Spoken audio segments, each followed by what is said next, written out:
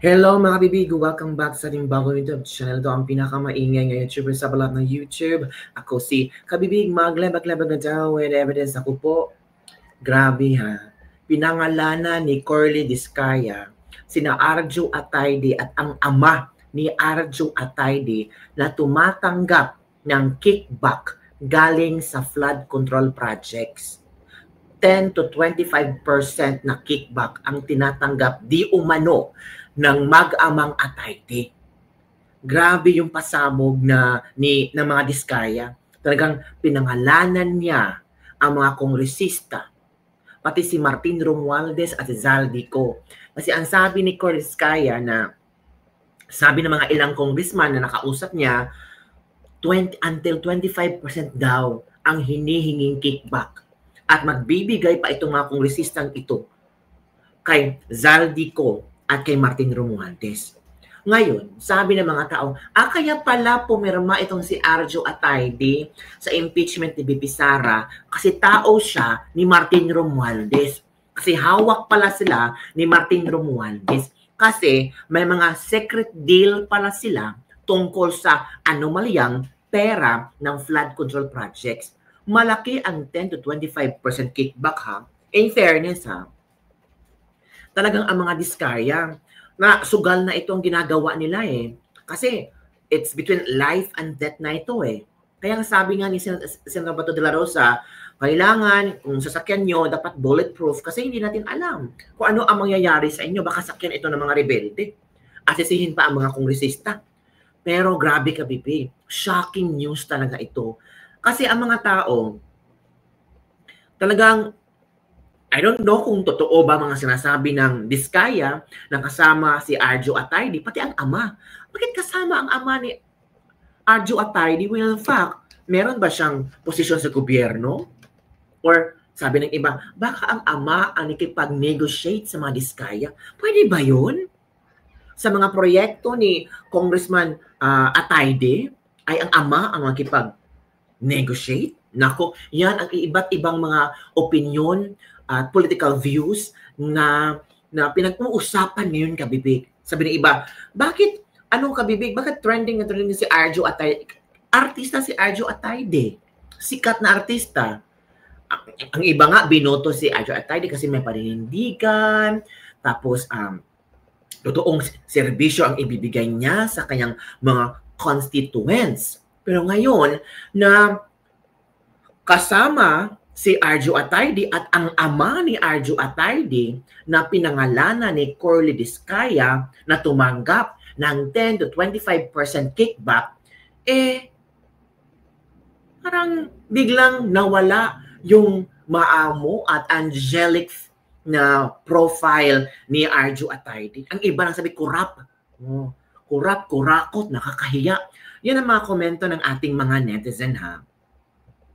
Hindi natin sila hindi natin tawag ito, hindi natin makokontrol ang mga netizen kasi marami na ang galit. Kasi pera ito ng taong bayan tapos malalaman mo na ganito kalaki ang kickback, ganito kalaki ang porsyentong ibibigay sa mga kongresista. Sabi ng mga Diskaya na hindi sila makakatanggap ng mga projects kasi sometimes tawag ito hindi sila bibigyan kasi kailangan talaga magbigay sila. O sabihin natin dito ha,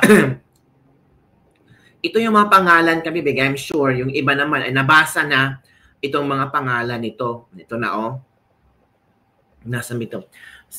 Ito.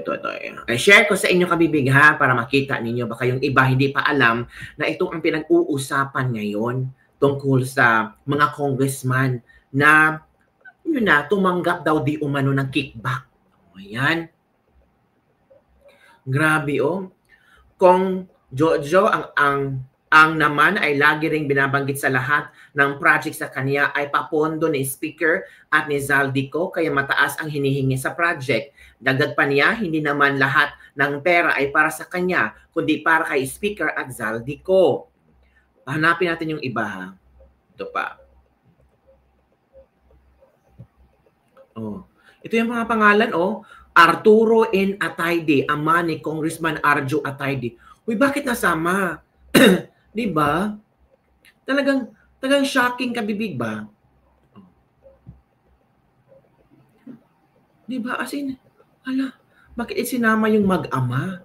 Sana, sana ang tawag dito, sana magsalita ang mga attorney. I don't know kung ano ba ang magiging payo ng kailang lawyer tungkol dito. Kasi parang parang nakaka-shocking ito. Ito meron ding mga kinakatawan na ilang politiko na nakipagtakpo sa amin o pangmahin ng porsyento kapalit ng mga proyekto. Kabibig. Ito yung pangalan. Terence Calatrava. Hindi niya yung kabibig. Congressman Juan Carlos Arjo Atayde ng Quezon City. Yan kabibig. Nakita yun naman, di ba? Shocking niya kasi bakit nasali ang pangalan ni Arjo dyan? Yung ibang nagsasabi, hindi makapaniwala talaga mga kabibig. Tapos hindi lang ang pangalan ni Arjo, pati yung pangalan ng ama ni Arjo Atayde. Nasan ba yun? Yan. Yan Arturo N. Atayde, ama ni Congressman Arjo Atayde. Grabe. As in, shocking to mga kabibig. Ako, my goodness kabibig. Talagang, yung iba talagang, grabe, no? Sa tuwing umiinom kami ng wine story sa BGC at EDSA Shangri-La Mall, sinabi pa ni Congressman Rillo na lahat ng kanyang request para sa pundo ay galing pa mismo sa unprogrammed funds at insertions na inaaprobahan ni Speaker. Ang tao ni Marvin Rillo na si Bogs Magalong ang pumupunta sa amin para kunin ang pera sa aming opisina or sa wine story. Ito pa. Si Congressman, sa lungsod ng Pasig, lumapit sa akin ang DPWH Project Engineer na si Angelita Carucha para kolektahin ang parte ni Congressman Romulo Roman sa flood control project noong 2022. Congressman Romulo Roman. Congressman Romulo Roman. Sino ba ito? Ito pala siya. Oh my goodness, kabibig. Ang dami na. Nako. 30%. Pagdating ng 2025, si District Engineer Aristotle Ramos ang sumunod na nagpakilala ng bagman ni Congressman Romulo kung saan 30% ang kanyang hiningi ay para kay Congressman Romulo. Sinabihan ko kay D.A. Ramos na masyado namang mataas, ngunit sinabi niya na walang magagawa dito dahil pondo ito galing sa unprogrammed funds at insertions na galing sa taas. Hala. Sa ilang pagkakataon, ang mga politiko na personal na inabutan ng halaga ayon sa hinihingi nilang porsyento mula sa proyekto. Ang pagbabayad na ito ay hindi naman kagustuhan kundi isang hakbang na ginawa namin dahil sa matinding panggigipit. Ilan sa kanila ay sina? Yun na yung mga kabibig. Pinangalanan na niya ang mga pangalan ng mga mga congressman at mga nasa DPWH. Karamihan sa mga kawani ng DPWH na banggit sa itaas ay paulit-ulit na binabanggit ang delivery ng pera ay para kay Zaldico na dapat ay at least 25%. Grabe. Shocking kabibig. Sino ba hindi masya-shock dito? 25% ang hinihingi. Di ba? Nako. Kaya nga kabibig, ngayon, ang mga tao ay sinugod ang Facebook page ni Arjo Atayde at talagang binati ko si Arjo Atayde mga kabibig. Yes po mga kabibig.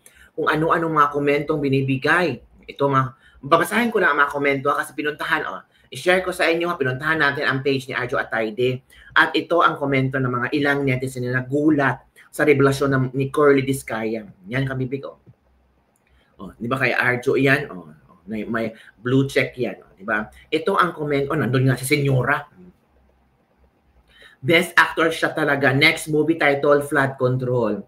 Congrats, kasama ka sa listahan. 25% is real, sabi ng mga netizen. Balato naman sa mga taxes namin.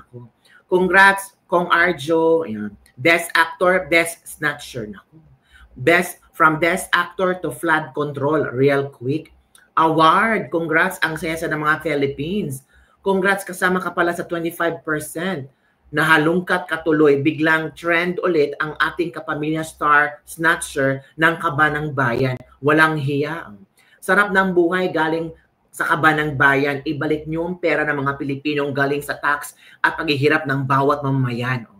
Congrats Arjo for making to the Diskaya list. Congrats po, haha, na-mention po kayo ng mga Diskaya. Yun mga bibi ha, yan ang mga bagay yung title Best Actor, portraying to be innocent but a betrayer. Issue kayo ng statement para alam namin, naku mga kabibig, magkano po ba, beke naman. Yan dawat ka Papa Arjo, pati tatay mo, nadawit. Grabe po pala kayo, hindi naman po siguro kayo kilalanin ng Diskaya or masasangkot kung hindi po talaga totoong ang mga sinasabi or kasama kayo. Yap, true, sis. Di lang magpang best actor pala itong Arjo. Best in flood control projects din pala. Oo, yung tatay ay niya ang taga-kolekta. Oh my goodness, taga-kolekta. Grabe naman yun, kabibig. So, yun ang ilang mga komento ng ating mga netizen hinggil sa shocking revelation ni Cory Diskaya na kasama ang mag-ama na Arjo Atayde at yung father ni Arjo Atayde din yung kabibig. So, ano ang iyong reaction nito, kabibig? Parang nagulo ang social media ngayon, kabibig. Di ba? Nagulo. Tapos, to, kasama pa pati tatay mo, nakakahiya. Tanggal angas ka ngayon.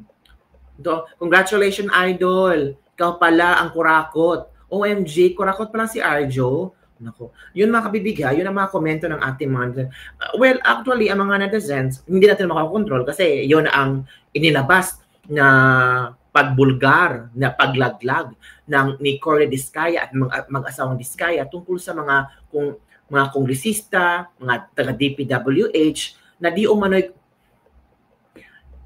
10 to 25% kickback. Kalain nyo, ang laki niyan. Diba kabibig? So ano ang iyong reaction? Hindi dito mga kabibig. Don't forget to like, subscribe, and share this video para sa mga latest trending news na ating pag-usap-usapan. Bye everyone. See you next time. Grabe no? Totoo kaya ito? Sana maglabas ng statement si na Arjo Atayde. Kasi masisira talaga yung pangalan nila. Pero sabi ng iba, hindi naman magsasalita ang mga Diskaya kung hindi ito totoo. Ano ba ang kanilang evidence? Sabi naman ni Diskaya, may mga ledger daw, 'di ba? Tapos kasali pa ang papa ni Arjo. Kailangan talaga nila maglabas ng statement para to counter this issue at para ma-explain nila ang kanilang side. Yun kabibig. So, yun lang kabibig ang ating latest debate for today. Don't forget to like, subscribe, and share this video. Bye everyone. See you next time.